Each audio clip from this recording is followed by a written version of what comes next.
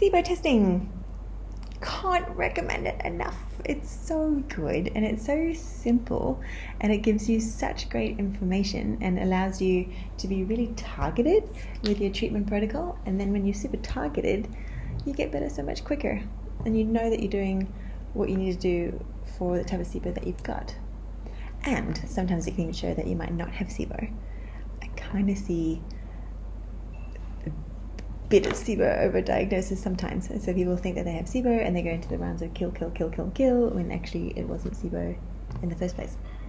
So, cannot recommend SIBO enough, even if it's just for peace of mind. So it's super simple to do. Anybody can order a test wherever you are in the world. I'll put down a couple of the labs I most commonly use.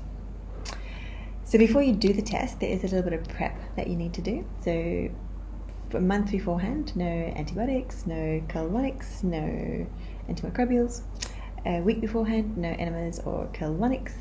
And then you also want to avoid laxatives on the prep days.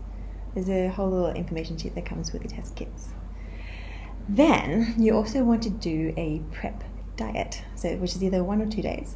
If you are constipated, even just a little bit, I would do 2 days. If you have regular bowel motions or diarrhea, then you just need to do 1 day. The purpose of the prep diet is to reduce as much fermentation as possible in the small intestine. So if you had like fruits and veggies the day before, then some of the fermentation and therefore the gas could come from that.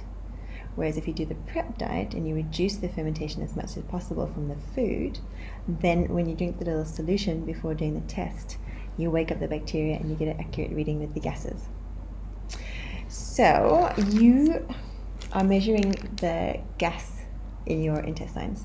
So you wake up and do your prep diet, and then you fast overnight for 12 hours. Not so bad. You can finish eating at 6 and then wake up at 6. And then first hour of the day, you kind of walk around, no strenuous exercise, not being near anybody that's smoking. You can rinse your mouth, but I wouldn't use toothpaste. Pretty simple. And then you can sip water throughout the test, but no food. And then, so you do a baseline sample where you just breathe into the bag, which goes into the tube. As soon as you've done that, then you drink the little solution. So either it's going to be glucose or lactulose. And then you retest every 20 minutes after that for a total of 3 hours. Some tests go for 2 hours, or some companies or some labs, or if you go into a doctor's office, sometimes they do 2 hours. I recommend 3-hour one so that you can see what's going on in the large intestine too, because it's usually around the 120-minute mark that things transition into the large intestine, where we should see some fermentation. So it's nice to have that distinction there. Okay, so super simple. This is what most of them will look like. This is from Quintron, and a lot of the good labs around the world use Quintron. Okay, so the trick is a mid-breath sample. So you start breathing in, and then there's a little puncture thing, and it goes on the rubber thing. So it's like this.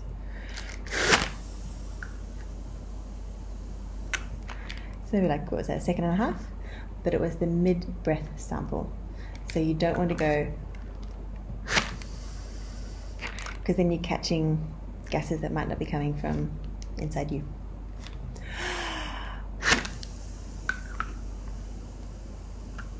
Easy peasy.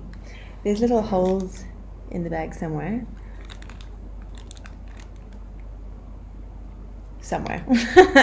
which means that the air goes out. Oh, there. Cool, easy. And so I would do that test to see if you have SIBO or not, and then I'll also tell you what kind that you have. So most places test for methane and hydrogen. If they only test for hydrogen, I'd do it again.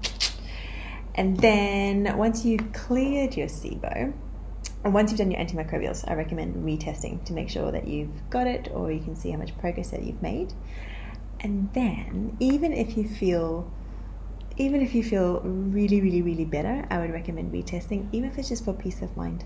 Because I've seen it before where someone might think that they've cleared it and everything's like, yeah, that's amazing.